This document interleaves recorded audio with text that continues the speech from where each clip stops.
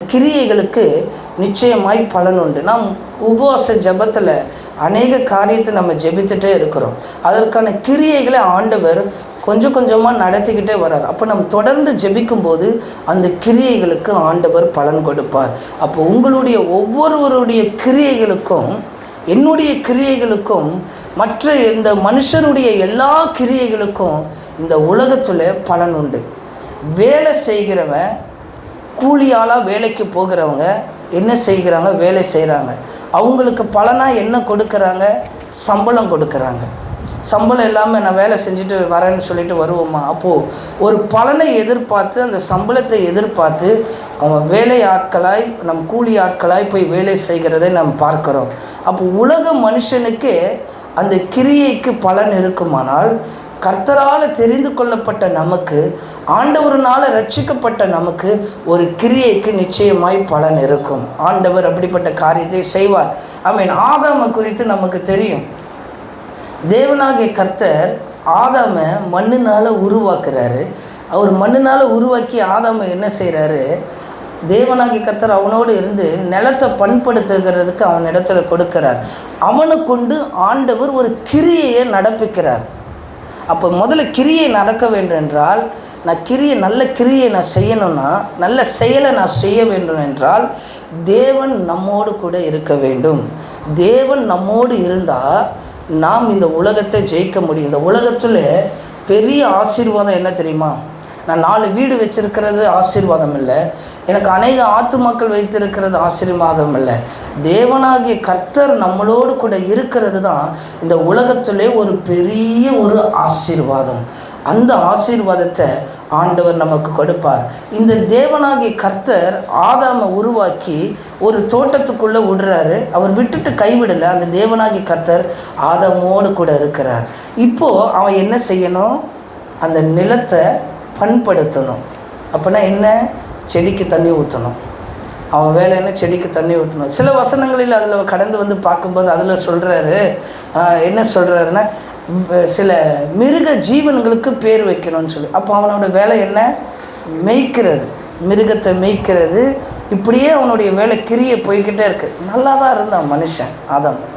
நல்ல ஒரு வாழ்க்கை தான். அவன் ஆண்டவரோடு இருக்கிறான், தேவனோடு இருக்கிறான், நிலத்தை பண்படுத்துகிறான், வேலை செய்கிறான், மிருகத்துக்கு உணவு கொடுக்குறான், பேரிடுறான், இப்படியே போகிறான். ஆனால் வசனம் சொல்லுது, ஆதாமுக்கோ ஏற்ற துணை இன்னும் காணப்படவில்லை. என்னதான் கர்த்தர் துணையாக இருந்தாலும் அவனுக்கு ஏற்ற துணை ஒரு மனுஷி காணப்பட வேணும். அதனால் ஆண்டவர் ஒரு ஏவாளை அவனுக்கு கொடுத்தார். இவ்வளோ நாள் நல்லா இருந்த மனுஷன் என்றைக்கு அந்த மனைவியை அவனுக்கு கொடுத்தாங்களோ தெரியல, அவன் பாவம் விழுந்து போயிட்டான்.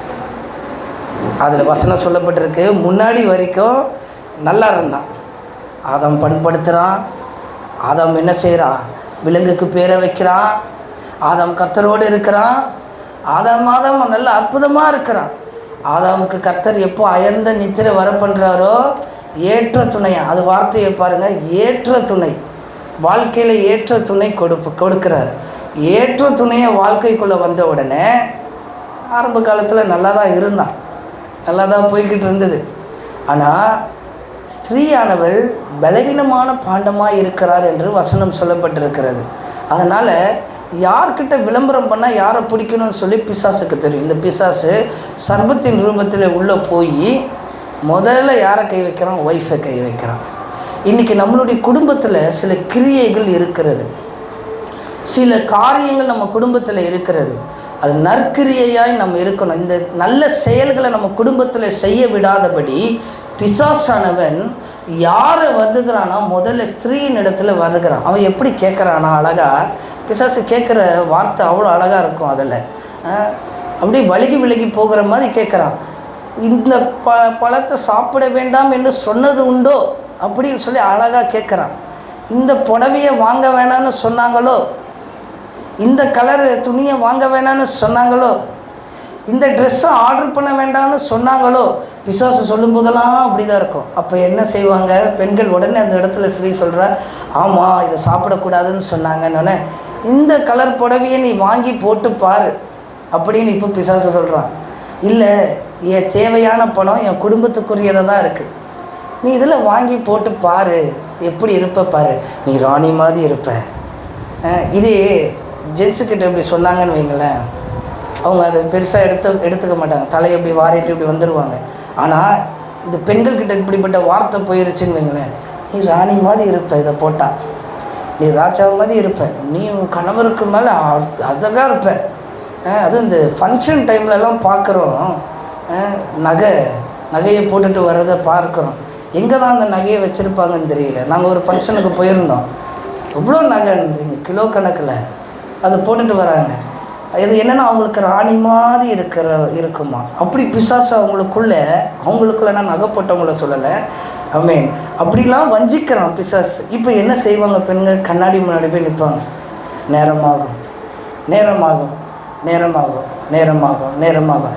கடைசியாக ராணின்ற எண்ணம் உள்ளே வந்த பிறகு தான் அவங்க அங்கேருந்தே வெளியே வருவாங்க, எங்கள் ரூமில் இருந்து அப்படி வெளியே வந்துடுவாங்க. பிசாசு பாருங்கள் எப்படி யாரை டச் பண்ணணுன்றத அறிஞ்சிருக்கிறான். நீங்களும் இப்படிப்பட்ட வஞ்சனைக்குள்ளே போகாதபடி இந்த ஸ்திரீயானவர்கள் பலவீனமாய் பாந்தனமாய் இருந்தாலும் ஸ்திரீயை கொண்டு தான் ஆண்டவர் பெரிய அற்புதத்தை ஆண்டவர் செய்கிறார். நற்கிரியைகளை இந்த ஸ்திரீகளை கொண்டு தான் ஆண்டவர் செய்கிறார். என்னதான் பலவீனமாக இருந்தாலும் அந்த மரியாதை பாருங்கள், இயேசு இறந்து போயிட்டார், 3 நாள் உயிர்த்தெழுதல் அங்கே நடக்கிறது, இயேசுவை காணோம். முதல்ல யாருக்கு தரிசனம் ஆகிறாருன்னா மரியாளுக்கு தான் ஆண்டவர் தரிசனமாகிறார். ஏன் மரியாளுக்கு தரிசனமாகணும்? கூட இருந்த சீஷர் இருக்கிறாங்க, அன்பான சீஷர் இருக்கிறாங்க, அவங்களுக்கெல்லாம் தரிசனமாகலாம்ல. ஏன் மரியாளுக்கு ஆண்டவர் தரிசனமாகிறார்? ஒன்று சொன்னால் பரவிடும். ஒன்று சொன்னால் பரவிடும் இல்லை, தீயாபரம், காட்டு தீயாபரம். வாட்ஸ்அப் கூட லோட் ஆகி வர்றதுக்கு நேரமாகும். ஆனால் இவங்கக்கிட்ட சொல்லிட்டிங்கன்னா அப்படியே டக்கு டக்கு டக்கு டக்குன்னு பரவிடும். உங்களுக்கு தெரியுமா அவங்க அப்படி இருந்தாங்க, உங்களுக்கு தெரியுமா இயேசுவை நான் பார்த்தேன், உங்களுக்கு தெரியுமா? அது நல்ல காரியமாக இருந்தால் சந்தோஷம்தான், தீயாக பரவுறது.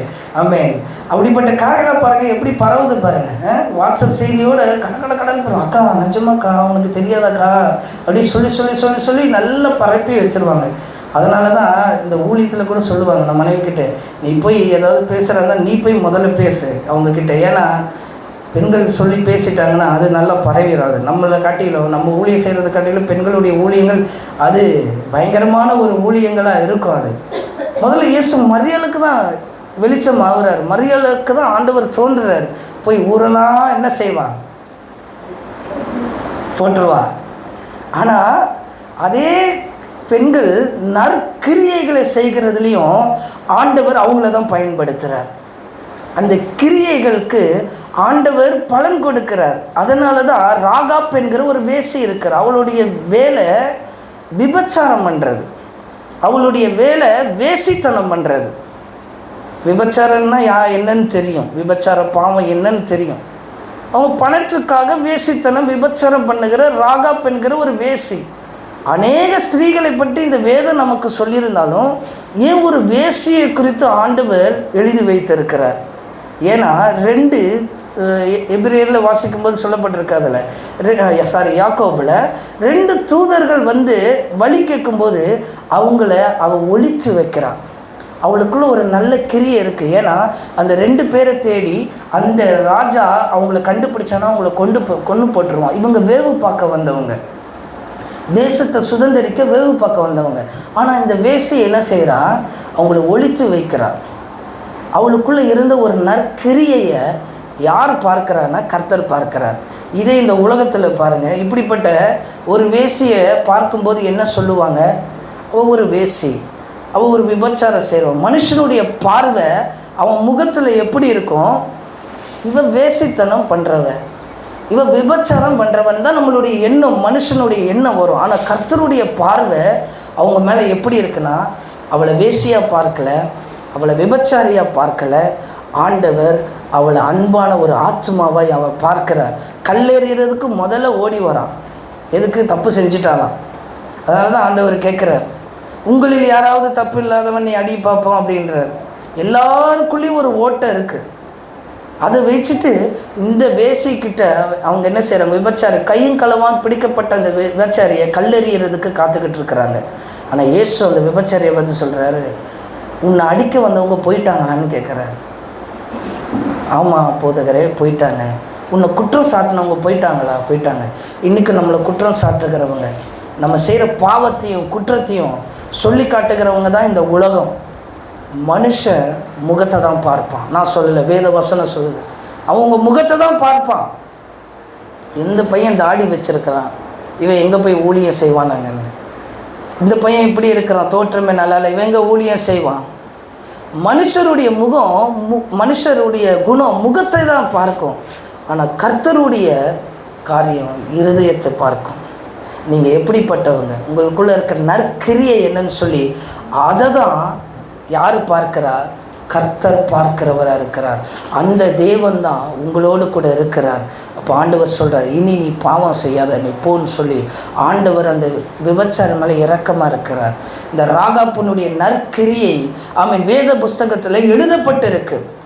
இப்போ ஏவாள் வஞ்சிக்கப்பட்டு இருந்தாலும் ஆண்டவர் இந்த ஸ்திரீகளை கொண்டு பெரிய காரியங்களை செய்ய வல்லமை உடையவர்களாக இருக்கிறார்.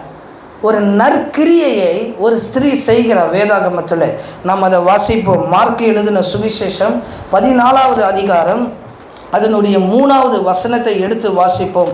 மார்க் எழுதின சுவிசேஷம் 14வது அதிகாரம் அதனுடைய 3வது வசனத்தை வாசிப்போம். தேவன் நம்மோடு இருப்பாரானால் தேவன் இருக்கிற இடத்துல தான் நற்கிரியையை நம்ம செய்ய முடியும். நான் நல்லது செய்கிறேன், நான் ஹெல்ப் பண்ணுறேன்னு சொன்னாலும் நீங்கள் தேவன் இருக்கிற இடத்துலேருந்து நீங்கள் நல்லது செய்கிறவரால் இருக்கணும். மார்க் எழுதின சுவிசேஷம் 14:3 வாசிப்போம். அவர் பெத்தனியாவில் குஷ்டரோகியாய் இருந்த சீமோன் வீட்டிலே போஜன பந்தி இருக்கையில் ஒரு ஸ்திரீ விலையேற பெற்ற நலதம் என்னும் உத்தம தைலமுள்ள வெள்ளைக்கல் பரணியை எடுத்து கொண்டு வந்து அதை உடைத்து அந்த தைலத்தை அவர் சிரசின் மேல் ஊற்றினார். இந்த சம்பவம் நமக்கு நல்லா தெரியும். ஆனால் இதில் தேவனோடு நம்ம இருந்தாதான் நற்கிரியையை நம்ம வாழ்க்கையில செய்ய முடியும் என்கிறதுக்கு இந்த வேத வசனம் ஒரு உதாரணம். அவர் எங்கே இருக்கிறார்? இயேசு சீமோன் ஆகிய குஷ்டரோகி ஆகிய சீமோனுடைய வீட்டில் இருக்கிறார். இயேசு எங்கே இருக்கிறாரு? வீட்டில் இருக்கிறார். இயேசு உங்கள் வீட்டில் இருக்கிறாரா? இயேசு நம்ம வீட்டில் இருக்கணும். நாங்கள் ஒரு வீட்டுக்கு போயிருந்தோம். அந்த வீட்டுக்கு போகும்போது இயேசு இருந்தார். அந்த வீட்டில் நாங்கள் பார்த்தோம். இயேசு எப்படி இருந்தாருன்னா, முன்னாடி ஒரு லைட் போட்டிருந்தாங்க, இயேசுக்கு ஒரு மாலையை போட்டிருந்தாங்க, இயேசுக்கு ஒரு பொட்டை வச்சுட்டாங்க. இயேசு பாவமாக இருந்தார். இயேசு அப்படி இருக்க மாட்டார். அதுக்கு ஊதுபத்தி வேற கொளுத்திருக்கிறாங்க. இயேசு வாசனையிலே இருக்கிற மாதிரி. இயேசு அப்படிலாம் இருக்க மாட்டார். அந்த மாதிரி இயேசு இல்லை. சீமோனுடைய வீட்டில் இயேசு இருந்தார். அந்த சீமோன் யார்? குஷ்டரோகி. அற்புதம் செஞ்சவங்க வீட்டில் ஆண்டவர் இருக்கிறார். அற்புதத்தை உணர்ந்தவங்க வீட்டில், ஆண்டவர்னால் அற்புதம் செய்யப்பட்ட வீட்டில் இயேசு இருக்கிறார். ஃபோட்டோவை போட்டு அந்த ஃபோட்டோ சிரித்த மாதிரி இயேசு இருந்தால் கூட கொஞ்சம் பார்க்க நமக்கு சந்தோஷமாக இருக்கும். அந்த இயேசுவை பார்க்கும்போது அது இந்த பக்கம் இப்படி சாஞ்சிக்கிட்டு இருக்கு. நாங்கள் கல்யாணத்தில் நானும் என் மனைவியும் ஃபோட்டோ எடுக்கும்போது நான் இப்படி தான் சாஞ்சிட்டேன். அவங்க சொன்னாங்க, இப்படி சாயக்கூடாது, இப்படி திருப்பி வைங்க, தலையை நேராக பாருங்கன்னு. ஃபோட்டோக்காரனே நேராக பார்க்குறான். ஆனால் இயேசுவை பாருங்கள், இப்படி இருக்கிறாரு. அந்த கையில் வேறு, அந்த ஃபோட்டோவில் ஒரு இருதயம் வேறு. அது என்ன இருதயம்? எரியுது, கையெல்லாம் எரியுது இப்படி. ஆனால் வசனம் சொல்லுது, அவருடைய கண்கள் அக்கினி ஜுவாலையை போல் இருக்கிறதுன்னு. அப்படின்னா என்னென்னா, ஒரு கண்ணையே நம்ம பார்க்க முடியாது, எரிஞ்சிக்கிட்டு இருக்குன்னு வெளிப்படுத்தின விசேஷத்தில் சொல்லப்பட்டிருக்கு. நம்மளுங்க அந்த இயேசுவை எங்கேருந்து அந்த படத்தை எடுத்தாங்கன்னு தெரியல. அதனால் இப்போ எப்படி ஆயிடுச்சுன்னா, யார் தாடி வச்சு முடியை வளர்த்தாலும் இயேசு மாதிரி இருக்கிறான். யூடியூப்பில் பார்க்குறான், இயேசு மாதிரி வரான். யாரோ இப்படின்றான், ஏதோ பண்ணுறான், என்னென்னமோ வருது இயேசுன்னு சொல்லி. அவன் பார்க்கும்போது நமக்கே இருக்குது, ஒருவேளை இயேசு இப்படி தான் இருந்திருப்பார், இயேசு மாதிரியே இருக்கிறான். இயேசு அப்படிலாம் இருக்க மாட்டார். இயேசு யார் வீட்டில் இருக்கிறாரு? குஷ்டரோகியை தொடக்கூட மாட்டான். அந்த காலத்தில் குஷ்டரோகியை ஒதுக்கி வச்சுருவான் ஊரை விட்டு. அப்படிப்பட்ட குஷ்டரோகி என்ன செய்கிறான்? அற்புதம் பெற்றிருக்கிறான் இயேசுவின் இடத்துல. அவங்க வீட்டில் இயேசு இருக்கிறார். இப்படி தான் இயேசு நம்ம வீட்டில் இருக்கணும். ரூபத்துலேயும் ஃபோட்டோலேயும் வாட்ஸ்அப் டிபியில், அப்புறம் என்ன சொல்கிறது, வால்பேப்பரில். இயேசு வால்பேப்பரில் இருந்தால் ஃபோன் என்ன அவங்களுக்கு ஒரு எண்ணம், இயேசு நம்ம வால்பேப்பரில் வச்சுருக்கிறனால நம்ம ஃபோன் என்னமோ டாக் டைம்லாம் அதிகமாக வரும், ஒரு நாளைக்கு 5 GB வரும்னு அவங்களுக்கு எண்ணம் போல. ஒன்றும் வராது. இயேசு ஃபோட்டோ வச்சா ஒன்றும் வராது. ஃபோன் டிஸ்பிளே தான் போகிறதுக்கு தான் வாய்ப்பு இருக்கும். இயேசுவை உள்ளத்தில் வைக்கணும், இயேசுவை வீட்டில் வைக்கணும். இப்படிப்பட்ட வீட்டில் இயேசு இருக்கிற இடத்துல, தேவன் நம்மோடு கூட இருக்கிற இடத்துல தான் நம் நற்கிரியைகளை நம்ம செய்ய முடியும். அப்படிப்பட்ட நற்கிரியை செய்கிறவங்கள தான் இயேசு என்ன செய்கிறார், அவர்களுக்கு பலனை ஆண்டவர் கொடுக்கிறார். அப்படிப்பட்ட நற்கிரியையை இவர் செய்கிறார். விலை உயர்ந்த அந்த தைலத்தை கொண்டு வந்து இந்த ஸ்திரீ என்ன செய்கிறா, இயேசுனுடைய சிரசன் மேலே ஊற்றுறா. இப்போ நம்ம ஆளுங்க இருக்கிறாங்க, இயேசுவோட அசிஸ்டன்ஸ் பாஸ்டர்ஸ், இயேசுனுடைய அசிஸ்டன்ட் சொல்கிறாங்க அந்த இடத்துல. அதுக்கு அடுத்த வசனத்தை வாசிப்போம். அப்பொழுது சிலர் தங்களுக்குள்ளே விசனம் அடைந்து இப்போ பாரு, அவனுக்கு கஷ்டமாயிருச்சு. அவள் சிரசின் மேலே ஊற்றுனது நீ ஒன்றும் சந்தோஷப்பட்டிருக்கணும், இல்லை என்ன சொல்லியிருக்கணும், ஏன் ஊற்றுறன்னு அவளை திட்டிருக்கணும். விசனம் அடைந்துன்னா அவனுக்கு கஷ்டமாயிருச்சு. ஏன்னா அது அது வசனம் என்ன சொல்லு, விலையேற பெற்ற பரிமள தைலம், விலை உயர்ந்ததை இயேசுவுக்காக நற்கிரியையாய் நீங்கள் செலவு செய்யும்போது, நீங்கள் எதெல்லாம் நீங்கள் உங்கள் வாழ்க்கையில் விலை உயர்ந்ததாக நீங்கள் வச்சுருக்கிறீங்களோ அதையெல்லாம் இயேசுவுக்காக நீங்கள் கொடுக்கும்போது, சிலர்னு ஒரு வசனம் இருக்கா, இந்த சிலர் என்ன செய்வாங்க, விசனப்படுவாங்க. ஆமென். உங்களை கண்டு விசனப்பட்டு இந்த தைலத்தை வாசிப்போம். இந்த தைலத்தை இப்படி வீணாய் செலவழிப்பது என்ன? யார் வீணாய் செலவழிப்பா வீட்டில்? யார் வீட்டில் வீணாய் செலவழிப்பா? பெண்கள் வீட்டில் அதிகமாக வீணாய் செலவழிப்பாங்க. அந்த பெண்களுடைய குணம் அதில் தெரியுது பாருங்கள். எத்தனை பேர் இயேசுக்கிட்ட அற்புதம் பெறுகிறான் வேதத்தில், எத்தனை பேர் இயேசுக்கிட்ட வரான். ஆண்கள் யாரும் விலை உயர்ந்ததை கொடுக்கலை, ஆனால் பெண் பாருங்கள் விலை உயர்ந்ததை எடுத்துகிட்டு வந்து கொடுக்குறா. இப்போ ஆமாம், அங்கே இருக்கிற சீஷர்கள் சொல்கிறாங்க சிலர், இந்த வீண் செலவு எதுக்கு, வீண் செலவு ஏன் பண்ணுற அப்படின்னு சொல்லி அவளை நச்சரிக்கிறாங்க. நீங்கள் வீண் செலவு பண்ணுங்கள், வேண்டாம்னு சொல்லலை, ஆனால் அது கர்த்தருக்கு பண்ணுங்கள், ஆலயத்துக்கு பண்ணுங்கள், கர்த்தருக்கு பண்ணுங்கள், ஆண்டவருடைய ஊழியத்துக்கு பண்ணுங்கள். ஆனால் வீண் செலவு எதில் இருக்கக்கூடாது, தேவையில்லாத காரியத்தில் இருக்கக்கூடாது. வருமானமே 500 ரூபா இருந்தால் நமக்கு ஒரு 300 ரூபாய்க்கு துணி எடுக்கிறது நமக்கு ஒரு நியாயம். ஒரு 400க்கு துணி, நீ 500 ரூபாய் வச்சுட்டு 1500 ரூபா பார்க்குறது அது வீண் செலவு தானே. அந்த வீண் செலவுகள் உங்கள் வீட்டில் நீங்கள் ஒதுக்கும்போது அந்த வீடு ஆசீர்வதிக்கப்பட்டு இருக்கும். சில பேர் ரொட்டேஷனில் நீங்கள் விடணும்னு பார்ப்பீங்க, ரொட்டேஷனில் பணத்தை விடாதீங்க. அது ரொட்டேஷனில் விடும்போது அது என்ன ஆகும்னா, அது சுற்றி சுற்றி சுற்றி சுற்றி கடைசியாக கடனுக்குள்ளே உங்களை கொண்டு வந்துடும். ஸோ ரொட்டேஷனில் பணத்தை விடாதீங்க, வீண் செலவு பண்ணாதபடி இருக்கணும். அதுக்கு அடுத்த வசனத்தை வாசிப்போம். இதை 300 பணத்துக்கு அதிகமான கிரயத்துக்கு விற்று தரித்திரருக்கு கொடுக்கலாமே என்று சொல்லி அவளை குறித்து முறுமுறுக்கிறாங்க. இப்போது அவன் நல்லது தான் செய்கிறா, அந்த தைலத்தை வீணாக்கலை, இயேசு மேலே தான் ஊற்றுறா. ஆனால் இயேசு மேலே ஊற்றுனாலும் இவங்க என்ன சொல்கிறாங்க, இவங்களுடைய எண்ணத்தை பாருங்கள், ஆண்களுடைய எண்ணம் தான், இவ்வளோ செலவு பண்ணதுக்கு நீ விற்று என்ன செய்யலாம், தரித்திரத்துக்கு கொடுக்கலாமே. நியாயமானதா இல்லையா? நியாயமானது தான். நீ விற்று கீழே ஊற்றி வீணாக்குனதுக்கு நீ விற்று என்ன பண்ணியிருக்கலாம், தரித்திரத்துக்கு கொடுத்துருக்கலாம், ஏழைங்களுக்கு கொடுத்துருக்கலாம், நியாயமானது. ஆனால் அவர்களை குறித்து முறுமுறுப்பாங்க. ஆனால் இயேசு கிறிஸ்து பாருங்கள், அந்த ஸ்திரீனுடைய விலையேற பெற்ற அந்த தைலத்தை பார்க்கல, அவள் கீழே ஊற்றுனதை பார்க்கல, நீங்கள் செஞ்ச வீண் செலவுகளை பார்க்கல. இயேசு அவங்களை எப்படி பார்க்கிறார் என்றால், இயேசு 6வது வசனத்தில் வாசிப்பாடு அவர்களை நோக்கி, இப்போ இயேசு அந்த கூட இருக்கிற சீஷர்களை நோக்கி சொல்றாரு, அவளை விட்டு விடுங்கள், ஏன் அவளை தொந்தரவு படுத்துறீங்க? ப்ரெஷர், அநேக ப்ரெஷரை கொடுக்குறாங்க கூட இருக்கிறவன். இயேசு கூட இருக்கிறவனே இயேசுக்காக கொடுத்ததை ப்ரெஷர் பண்ணுவாங்க. நீங்கள் ஊழியத்துக்குன்னு வந்துட்டீங்கன்னா, நீங்கள் ஊழியம் செய்யணும்னு விரும்புகிறீங்கன்னா, சில வேளையில் ஊழியக்காரர்களே உங்களை என்ன செய்வாங்க, தொந்தரவு படுத்துவாங்க. தொந்தரவுன்னா ப்ரெஷர், ஏன் இதை செய்கிற, ஏன் அதை செய்கிற. ஆனால் நீங்கள் என்ன செய்வீங்க, ஆண்டவருக்காக தான் செய்வீங்க, ஆண்டவருக்காக தான் ஜெபம் பண்ணுவீங்க, ஆமென், ஆண்டவருக்காக தான் வேதத்தை வாசிப்பீங்க, ஏன் இதை செய்கிற, ஏன் அதை செய்கிற அப்படின்னு சொல்லி உங்களை ப்ரெஷர் பண்ணுவாங்க.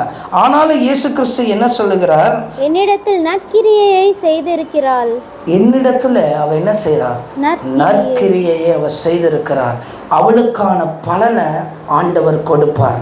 அவள் விலையேற, நம்ம பார்வையில் அவள் விலையேற பெற்ற தைலத்தை ஊற்றினான்னு தெரியும், ஆனால் ஆண்டவர் மேலே அவர் வைத்திருக்கிற அன்பு பெருசுன்றதை அந்த இடத்துல நம்ம பார்க்க முடிகிறது. அந்த பெண், அந்த ஸ்திரீ ஆண்டவர் இடத்துல அதிகமான அன்பு வச்சனால தான் தனக்கு இல்லைனாலும் பரவாயில்ல, அடுத்தவங்களுக்கு அதை கொடுக்கறதுக்கும் பரவாயில்ல, அதை நான் இயேசுக்காக நான் கொடுப்பேன்னு சொல்லி ஒரு கொடுக்கிற இருதயம் அந்த ஸ்திரீக்குள்ளே வந்ததுனால அதனுடைய 9வது வசனத்தை வாசிப்போம். இந்த சுவிசேஷம் உலகத்தில் எங்கெங்கே பிரசங்கிக்கப்படுமோ, எங்கெங்கெல்லாம் பிரசங்கிக்கப்படுமோ அங்கெங்கெல்லாம் இவளை நினைப்பதற்காக செய்ததும் சொல்லப்படும் என்று செய்தது சொல்லப்படும். அங்க இருக்கிறவங்க சொன்னாங்க, இது வீண் செலவு, உன்னை தொந்தரவு படுத்துவாங்க, உன்னை வீண் செலவுன்னு சொல்லுவாங்க, உன்னை கஷ்டப்படுத்துவாங்க, உன்னை வார்த்தையினால துன்புறுத்துவாங்க. ஆனால் இயேசு சொல்கிறாரு, நீங்கள் இயேசு இருக்கிற இடத்துல இயேசுவோடு கூட நீங்கள் நற்கிரியையை செய்தீர்கள் என்றால் அவன் எங்கெங்கெல்லாம் பிரசங்கிக்கப்படுமோ அங்கெல்லாம் இந்த ஸ்திரீயை குறித்து பேசப்படும். உங்களை குறித்ததான சாட்சி இந்த உலகம் எங்கும் பேசப்படும். உங்களை குறித்ததான காரியத்தை இந்த உலகமே பேசுவதற்கு ஆண்டவர் ஒரு உயரத்தை கொண்டு போய் அவர்களை நிறுத்துவார் என்பதில் எந்தவித சந்தேகமும் இல்லை. அப்போ நற்கிரியையை செய்கிறதுக்கு கர்த்தர் நம்ம கூட இருக்கணும். நான் நல்லது செய்யணும்னா எனக்கு ஆண்டவர் என் கூட இருக்கணும். நல்லது இந்த உலகத்தில் அநேக பேர் செய்கிறாங்க, ட்ரஸ்ட்டு மூலியமாக செய்கிறாங்க, பணம் செய்கிறது மூலியமாக செய்கிறாங்க. இன்றைக்கி நிறைய நடிகர்கள் எல்லாம் என்ன செய்கிறாங்கன்னா அரசியலுக்குள்ளே வராங்க.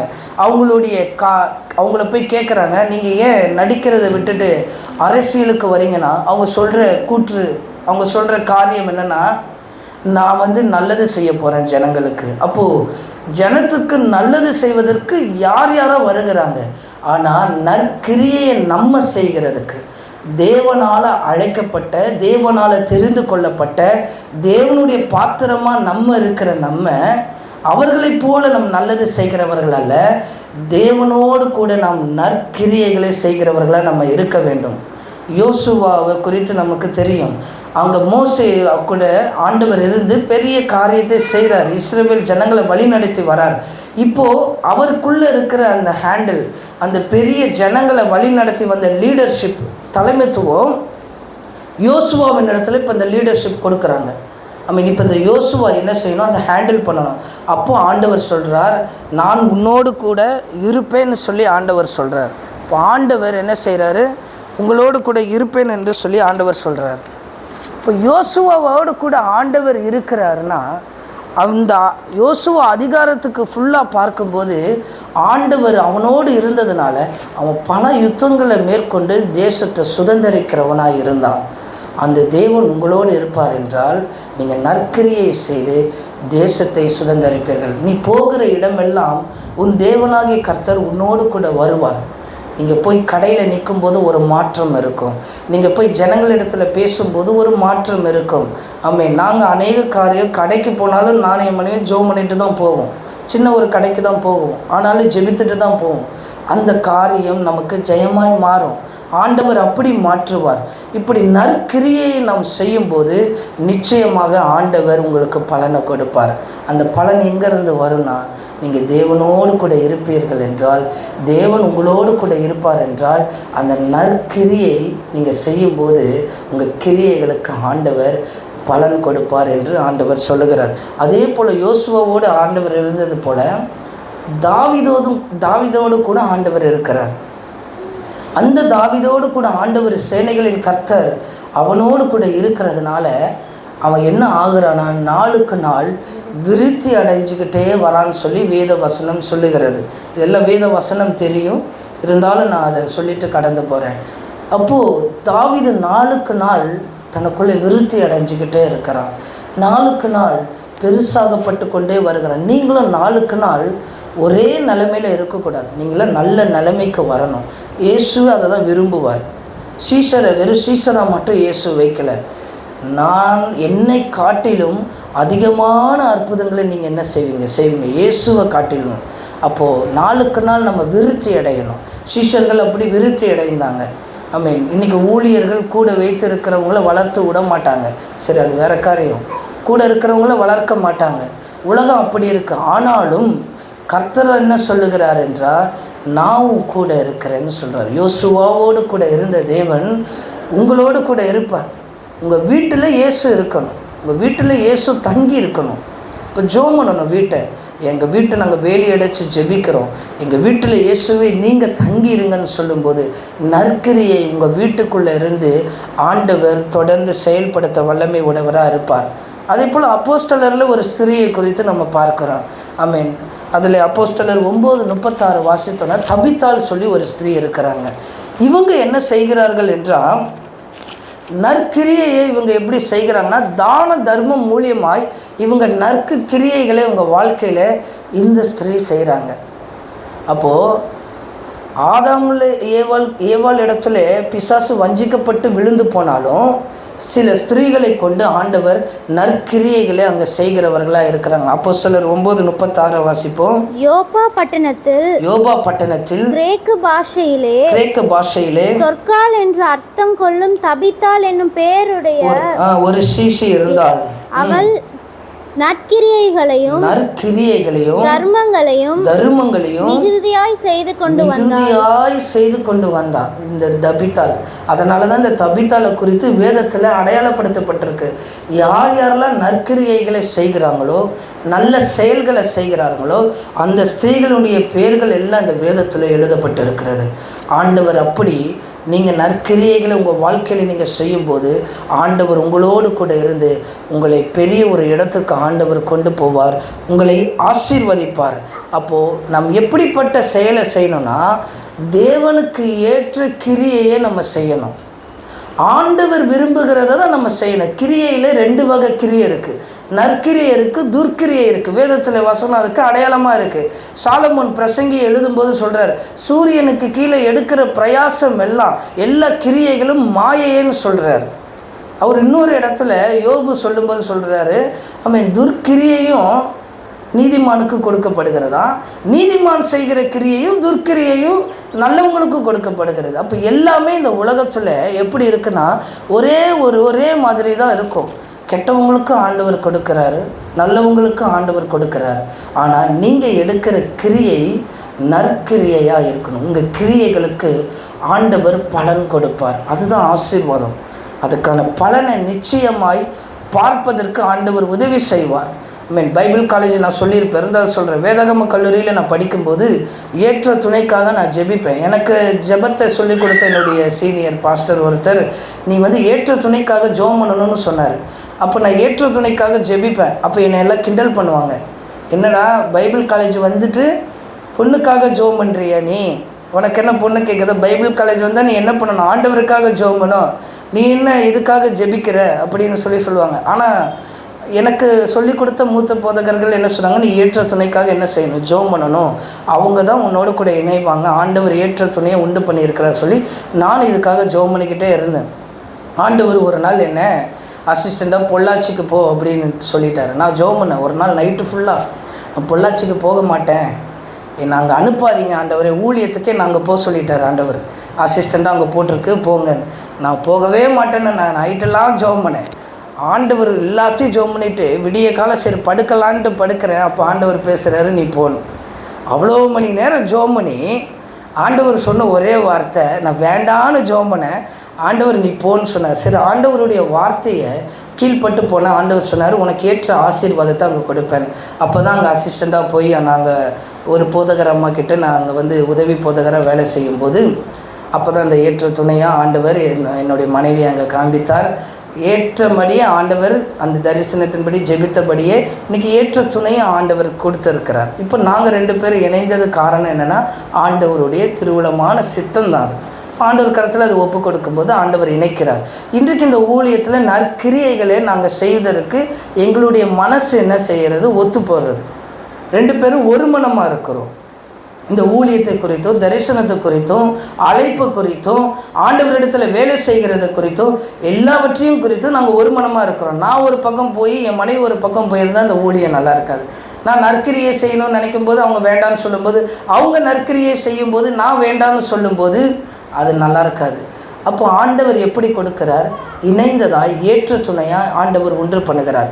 இப்படி இந்த ஜபத்துக்கெல்லாம் ஆண்டவர் பதில் கொடுக்கிறார். நீங்கள் என்ன செய்யணும், உங்கள் நற்கிரியைகளுக்கு பலன் உண்டு. அப்போ நான் ஜெபித்த ஜெபத்துக்கு ஆண்டவர் என்ன செய்தார், ஒரு நல்ல பலனை ஆண்டவர் கொடுத்திருக்கிறார். அப்படிப்பட்ட கிரியைகளுக்கு பலன் ஆண்டவர் கொடுப்பார். எங்களை ஊழியத்தில் நாங்கள் 2 பேரும் ஜெபிக்கும்போது ஆண்டவர் எங்களுக்கு இந்த பகுதியை சொன்னார், கொளத்தூர்னு சொல்லி. ஆனால் இந்த கொளத்தூர் எங்களுக்கு தெரியாது, எங்களுக்கு வேறு கொளத்தூர் தான் தெரியும். ஆண்டவர் சொன்னது கொளத்தூர், ஆனால் ஸ்தாபனத்திலிருந்து எங்களை போடப்பட்டது ஈரோடுன்னு சொல்லி ஒரு பகுதியில். எனக்கு அதுலேயும் விருப்பமே இல்லை. கர்த்தர் சொல்கிறது ஒன்று, நடக்கிறது ஒன்று. ஆனாலும் நாங்கள் கீழ்பட்டு அந்த இடத்துக்கு போனோம். அந்த கிரியையை ஆண்டவர் பார்க்கிறார். எங்களுக்கு இத்தனை ஆத்துமாக்கள் இருக்கிறாங்கன்னு சொல்லி எங்களை அனுப்பிட்டாங்க. போனால் ஒரு ஆளும் கிடையாது, யாருமே கிடையாது. ஆனால் நாங்கள் சோர்ந்து போகலை. ஆண்டவர் மேலே இருக்கிற அந்த வைராக்கியத்தினால நானும் என் மனைவியும் அங்கே போகிற சூழ்நிலை ஏற்பட்டது. ஆனால் என் மனைவி வரல, நான் மட்டும்தான் போனேன். அப்போது எங்கள் பிள்ளை 6 மாதம் அவங்க. அப்போது போகும்போது ஆண்டவர் அந்த இடத்தையும் பாருங்கள், அந்த கிரியையை ஆண்டவர் பார்த்து எந்த தரிசனத்தை ஆண்டவர் சொன்னாரோ அந்த இடத்துக்கு ஆண்டவர் கொண்டு வந்தார். கிரியைகளுக்கு பலன் உண்டு. ஆமென். இந்த சபையில் எடுக்கிற ஒவ்வொரு பிரயாசமும், ஒவ்வொரு ஜபமும், ஒவ்வொரு ஊழியத்துக்கும் ஆண்டவர் நிச்சயமாக கிரியை செய்வார். ஆமென். நம்ம சும்மா இங்கேருந்து ஜெபிக்கிற மாதிரி தான் இருக்கும், சும்மா இங்கேருந்து இங்கே வந்துட்டு போகிற மாதிரி தான் தெரியும். ஆனால் சின்ன சின்ன காரியத்துக்கும் ஆண்டவர் ஒரு பெரிய கிரியையை, பெரிய பலனை ஆண்டவர் வைத்திருக்கிறவராக இருக்கிறார். அப்போ நம்ம எப்படிப்பட்ட கிரியையை செய்ய வேண்டும் என்றால், தேவனுக்கு ஏற்ற கிரியை தான் செய்யணும். உலகத்துக்கு ஏற்ற வேலையை செய்திடக்கூடாது, உலகத்துக்கு ஏற்ற காரியத்தை செய்தக்கூடாது. தேவனுக்கு ஏற்ற கிரியை செய்யணும் என்றால், சீஷர்கள் இயேசுவின் இடத்துல கேட்குறாங்க, தேவனுக்கேற்ற கிரியை செய்யணும்னா நான் என்ன செய்யணும்னு. என்னை விசுவாசிப்பதே நீங்கள் தேவனிடத்தில் செய்கிற கிரியைன்றார். அப்போது இயேசுவை நீங்கள் உங்கள் வாழ்க்கையில் விசுவாசிப்பீங்கன்னா, இயேசுவை உங்கள் குடும்பத்தில் நீங்கள் விசுவாசிப்பீங்கன்னா, இயேசுவை தெய்வமாக நீங்கள் ஏற்றுக்கொண்டு அவரோடு கூட வாழணும்னு நீங்கள் நினைப்பீங்கள் என்றால், உங்கள் கிரியைகளுக்கு ஆண்டவர் அற்புதமான ஒரு அதிசயமான ஒரு காரியத்தை உங்கள் வாழ்க்கையில் ஆண்டவர் செய்வார். போன மாதத்தில் ஆண்டவர் வாக்குத்தத்தம் கொடுத்தார், நீ அறியாததும் உனக்கு எட்டாததுமான பெரிய காரியத்தை செய்வேன்னு சொன்ன மாதிரி ஆண்டவர் இந்த VBS காரியத்தில் இத்தனை பிள்ளைகள் வரும்னு அறிவுக்கு எட்டலை. ஆனால் நாங்கள் அறியாததும் நாங்கள் எட்டாததுமான தேவை, எவ்வளோ பணம் தேவை அதுக்கு. ஆனாலும் ஆண்டவர் அதை செய்ய ஆண்டவர் கிருபை தந்தார். இப்படி ஆண்டவர் எல்லா கிரியைகளுக்கும் ஆண்டவர் என்ன செய்கிறார் என்றால், நமக்கு பலனை தருகிறார். எவ்வளோ ஒரு நல்ல தெய்வம் பாருங்கள். நமக்கு பலன் தருகிறதுக்கு நிச்சயமாக போது அங்கே வார ஊழியத்துக்கு போவோம். அது ஒரு பெரிய சபை, இங்கேருந்து அவ்வளோ நீட்டுக்கு வரும். அந்த சபைக்கு 3000 பேர் வருவாங்க. அந்த 3000 பேர் வர சபைக்கு நாங்கள் தான் சேர் போடணும். நாங்கள் ஒரு 4 பேர் போவோம். அப்போது எத்தனை சேர் போடணும்னா 600 சேர் கிட்ட போடணும். நாங்கள் 600 சேர் போடணும். அந்த இடத்துல மாப்பு போடணும். அப்போ நான் ஒரு நாள் மாப்பு போட்டுட்டு இருக்கும்போது, இப்போ இந்த ரூம்னால் அழகாக மாப்பு போட்டுடலாம், ஆனால் அது ஸ்கொயர் ஃபீட்டே ஒரு பெரிய சபை, ஒரு உடம்பு வலிக்கும், முதுகு வலிக்கும். அடுத்த நாள் காலையில் எங்களுக்கு அதிகாலை ஜபம் இருக்கும், அதுக்கு போகணும்.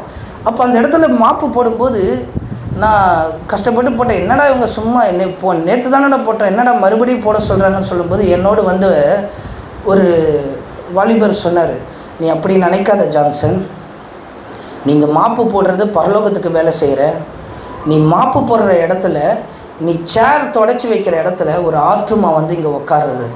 அந்த ஆத்துமா ரட்சிக்கப்பட்டுருச்சுன்னா, அந்த ஆத்துமா பரலோகத்துக்கு போகுதுன்னா, அதற்குரிய கிரியை, அதற்குரிய பலனை ஆண்டவர் உனக்கு கொடுப்பாருன்னு சொல்லி அவன் சொன்னான். சொல்லுது பெரிய ஆச்சரியமாக இருந்தது. சத்தியமாக தான். ஒரு மாப்பு போட்டு நான் க்ளீன் பண்ணி வைக்கிற இடத்துல ஒரு ஆத்துமா உட்காந்து அந்த ஆத்துமா பரலோகத்துக்கு போகிறது என்றால், அந்த பரலோகத்துக்கு போகிற ஆத்துமாக்கு நீங்கள் என்ன செஞ்சுருக்கிறீங்க? பணிவிடை வேலையை செய்திருக்கிறீங்க, ஊழியத்தை செய்திருக்கிறீங்க. அந்த ஊழியத்தின் நிமித்தமாய் கர்த்தர் உங்களை ஆசீர்வதிப்பார். தேவனுக்கு ஏற்ற கிரியையை நீங்கள் செய்ய வேண்டும். அப்படி செய்யும்போது ஆண்டவர் ஆசீர்வதிப்பார். இயேசு விசுவாசிக்கும் போது உங்கள் வாழ்க்கையில் பெரிய அற்புதத்தை ஆண்டவர் செய்வார். ஆமீன். கடைசியாக ஆகாய் எழுதின தீர்க்க தரிசன புஸ்தகமும் 2வது அதிகாரம் 4வது வசனத்தை வாசிப்போம். ஆண்டவர் நமக்கு கொடுக்கிற இந்த ஆசீர்வாதத்தோடு கூட சேர்ந்து இந்த வார்த்தையை நாம் முடிப்போம். ஆனாலும் செருபாபேலே நீ திடன் கொள் என்று கர்த்தர் சொல்லுகிறார். யோத்சாயின் குமாரனாகிய யோசுவா என்னும் பிரதான ஆசாரியனே, நீ திடன் கொள். தேசத்தின் எல்லா ஜனங்களே, நீங்கள் திடன் கொள்ளுங்கள். வேலையை நடத்துங்கள். உங்க வேலையை நீங்க நடத்துங்க, நிக்காதீங்க. நீங்க செய்யற ஊழியத்தை நீங்க நடத்துங்க, நீங்க செய்யற ஜபத்தை நீங்க நடத்துங்க, நீங்க செய்யற நீங்க படிக்கிற வேதத்தை நீங்க நடத்துங்க, நீங்க செய்கிற நற்கிரியைகளை நீங்க நடத்துங்க, நீங்க செய்கிற தர்ம தானங்களை நீங்க நடத்துங்க. உங்க வேலையை நீங்க நடத்த கர்த்தருக்காய் விசுவாசம் வைத்து உங்க வேலையை நீங்க செய்ய நீங்க திடன் கொள்ளுங்க. ஆண்டவர் சொல்லுகிறது என்ன? வாசிப்போம். நான் உங்களுடனே இருக்கிறேன் ஆண்டவர் சொல்றார். நீ தைரியமா வேலை செய்யணும் சொல்றாரு. இந்த இடத்துக்கு வரும்போது இங்க வெறுமையா இருந்த இடம், நீ தைரியமாய் வேலை செய். இப்பவும் ஆட்கள் இல்லை, ஆமென். ஆனாலும் நீ தைரியமா வேலை செய், நீ சோர்ந்து போகாதன்னு ஆண்டவர் சொல்றாரு.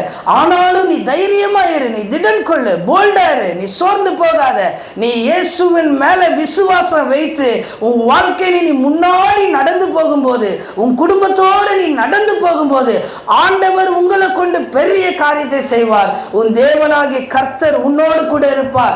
நீ உன் வேலையை நிறுத்திராத, அந்த வேலையை, உன் ஜபத்தை நிறுத்திராத, உன் உபவாசத்தை நிறுத்திராத. தொடர்ந்து ஜோமனிக்கிட்டே இரு, தொடர்ந்து ஜெபித்துக்கிட்டே இரு. இந்த இடம் ஒரு எழுப்புதல் உள்ள இடமாய் கர்த்தர் நிச்சயமாய் மாற்றுவார். அந்த தரிசனம் பெரியது. கரங்களை உயர்த்தி ஆண்டவரை ஸ்தோத்திரம் பண்ணுவோம். ஆண்டவரே, நீ செய்ய போகிறதுக்காக நன்றி. இந்த இடத்தை எழுப்புதலாய் மாற்ற போகிறதுக்காக நன்றி. இந்த தரிசனம் எங்களுக்குள்ள பெருசா இருக்கிறனால தான் நாங்க 2 பேரும் இன்னைக்கு சோர்ந்து போகிறதில்லை. இந்த தரிசனத்தோடு நீங்க இணைகிறதுனால தான் உங்களையும் நாங்கள் சோர்வுக்குள்ள விடுகிறதில்லை. எங்களுக்கு நல்லா தெரியும் ஆண்டவர் இந்த இடத்தை கொண்டு வந்தது என்ன நோக்கம்னு. எங்களுக்கு தெரியும் இன்னும் 10 வருஷத்துல இந்த இடம் எப்படி இருக்கணும்னு. எங்களுக்கு அந்த மன தெளிவை கர்த்தர் கொடுத்து இயேசுவின் மேலே நாங்கள் முழு விசுவாசத்தையும் நாங்கள் வைக்கிறதுனால நாங்கள் சோர்ந்து போக மாட்டோம். ஆமென். நாங்கள் அதை தான் சொல்லுவோம். கூட்டம் வரலனாலும் ஆள் இல்லைனாலும் கர்த்தரை ஸ்தோத்தரிப்போம். ஆண்டவர் இந்த இடத்துல உலாவுகிறார். ஆமென். நாங்கள் ஜெபிக்க ஆண்டவர் எவ்வளோ காரியத்தை இங்கே செய்து இருக்கிறார். ஆமென். எவ்வளோ நற்சாட்சிகளை இங்கே கேட்க முடியும். வந்து கொஞ்ச நாள் தான் ஆகுது. ஆண்டவர் அநேக காரியங்களை ஸ்டடி பண்ண உதவி செய்தார். ஆமென். இன்னமும் சொல்கிறோம், சோர்ந்து போக மாட்டோம். எங்கள் வேலைகளை நீங்கள் நடத்துங்க. அதை தான் ஆண்டவர் சொல்கிறார். இங்கே ஜெபிக்கிறியா, வந்து ஜெபித்துட்டே இரு, நான் உன்னை கொண்டு பெரிய காரியத்தை செய்வேன். உன் தேவனாகிய கர்த்தர் உன்னோடு கூட இருக்கிறத காட்டிலும் என்ன ஆசீர்வாதம். கர்த்தரே, இந்த உலகத்தை படைத்தவரே என் கூட இருக்கும்போது கார் தர்றது என்ன பெரிய விஷயமா? வண்டி தர்றது என்ன பெரிய விஷயமா? வீடு தர்றது என்ன பெரிய விஷயமா? அதை வச்சு என்ன பண்ண போகிற? வீடு லோனில் வாங்கி லோன் கட்டுறதுக்கு வேலைக்கு தான் போகணும். காரை வாங்கினா காரை லோன் கட்டுறதுக்கு நீ வேலைக்கு தான் போகணும். ஆனால் இயேசு நம்ம கூட இருந்தால் காரை இலவசமாக வரும், வீடு இலவசமாக வரும். எல்லாரையும் ஆண்டவர் ஆசீர்வதிப்பார். அதுதான் கிருபை. ஆண்டவர் பெரிய காரியத்தை நம்மளை கொண்டு செய்வார். உங்கள் தேவனாகிய கர்த்தர் உங்களோடு கூட இருப்பார். நீங்கள் நற்கிரியைகளை செய்யுங்க. ஒரு ஸ்திரீயை பார்த்து ஆண்டவர் சொல்கிறார், விசுவாசமாக வர அந்த ஸ்திரீ இயேசு கிறிஸ்து சொல்கிறார், எவ்வளோ வேதனையோடு அவள் வந்திருப்பான். ஆனால் ஆண்டவர் சொல்கிறாரு, உன் விசுவாசமே உன்னை ரட்சித்தது, நீ சமாதானத்தினுடனே போ. இன்றைக்கு யார் யாரெல்லாம் எந்தெந்த காரியத்திற்காக வந்திருக்கிறீங்களோ உங்கள் விசுவாசமே உங்களை ரட்சித்தது. நீங்கள் சமாதானத்துடனே போங்க. எதுவும் கவலைப்படாமல் நீங்கள் போங்க. திடன் கொள்ளுங்க, தைரியமாக இருங்க, உங்கள் செயலை செய்யுங்க. உங்கள் தேவனாகிய கர்த்தர் உங்களோடு கூட இருப்பார். நீங்கள் செய்கிற ஒவ்வொரு வேலையிலும் கிரியைகளுக்கும் ஆண்டவர் பலன் கொடுப்பார். இன்னும் ஒரு 6 மாதத்தில் இங்கே நடக்க போகிற கிரியைகளுக்கு ஆண்டவர் பலன் கொடுப்பார். இது ஒரு பிளானாக நாங்கள் வச்சு பண்ணுறோம். அந்த 6 மாத திட்டத்தை ஆண்டவர் ஆசீர்வதிப்பார். ஆண்டவர் ஒரு பெரிய பாருங்கள், இன்னும் ஒரு 6 மாதத்தில் இங்கே ஒரு பெரிய கிரியையை ஆண்டவர் செய்வார். அதற்கான பலனை அறுப்பதற்கு ஆண்டவர் உதவி செய்வார். அந்த கர்த்தர் உங்களோடு கூட வரணும். அந்த கர்த்தர் உங்களோடு கூட இருக்கிறார். ஆண்டவர் இருக்கிறது எவ்வளோ பெரிய ஆசீர்வாதம். ஒருத்தர் சொல்லும்போது சொன்னார், என் பொண்டாட்டி பக்கத்தில் இருந்தால் எப்போ பாரு நசன்ட்டு இருக்கிறார், உட்கார முடியல, எது சொன்னாலும் ஏதாவது சொல்கிறா, இருக்க முடியல, மனைவியே கணவனோடு இருக்க முடியலையே. அந்த காலத்தில் இயேசு உங்களோடு இருக்கிறார். ஆமென். இயேசு இருக்கிற வீட்டில் சந்தோஷம். ஆமென். இயேசு இருக்கிற வீட்டில் துக்கம் இல்லை. கணவன் மனைவியாக இருந்தாலும் சமாதானம் இருக்கும். அது நசன்னு தெரியாது. ஆண்டவர் இயேசு வீட்டில் இருந்தார். அது ஏதோ பேசுகிறா போலன்னு கேட்டு காது கொடுத்து கேட்க வச்சு தோணும். ஆண்டவர் அப்படியாச்சும் மாற்றுவார். ஒரு பெரிய காரியத்தை எங்களை கொண்டு ஆண்டவர் செய்வார். உங்கள் கிரியைகளுக்கு நிச்சயமாய் பலன் தருவார். நம் கண்களை மூடி நாம் ஜெபம் பண்ணுவோம். ஆண்டவர் பெரிய காரியத்தை செய்வாராக. ஹல்லேலூயா.